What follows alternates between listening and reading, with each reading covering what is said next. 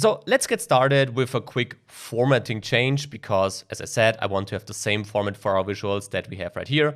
So let's select our line chart, the format painter, now go to the tree maps and add it right here for the slicer. Then again, format painter for the tree map, for this slicer, for this table.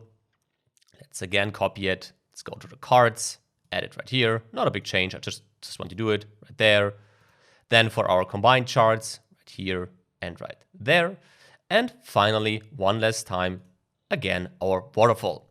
So this was step one. And then I have another thing, because if you look at the visuals, you see that we have plenty of more visuals we could explore, but feel free to dive deeper here on your own. We had a look at all the core visuals now. But if you go to the visualizations column right here and then click onto these three dots, you have two options here, two options I want to show you, import from app source and import from file. And you can find the same options here in the insert ribbon, more visuals from app source and from files. From app source right here requires a sign in option. Therefore, this is something we will cover later when we use Power BI Service, Power BI Pro. So let's skip this for the moment. But you also have this option, if you click again, this from my files. Now, this means that you can add visuals to Power BI Desktop beyond the default visualizations that we have.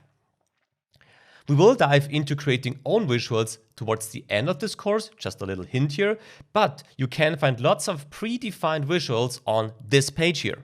Link can of course be found in the video description, but if you're looking for any kind of visual, check this page, go down here, and for example, you have this tachometer visual, just click onto it, download it with the Get It Now link right here, and then simply open it with this option from file that we just saw here, from my files, and here we go.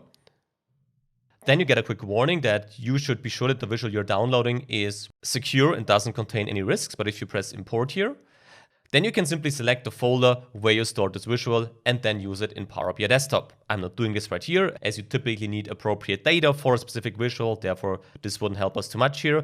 I just wanted to make this clear at this stage.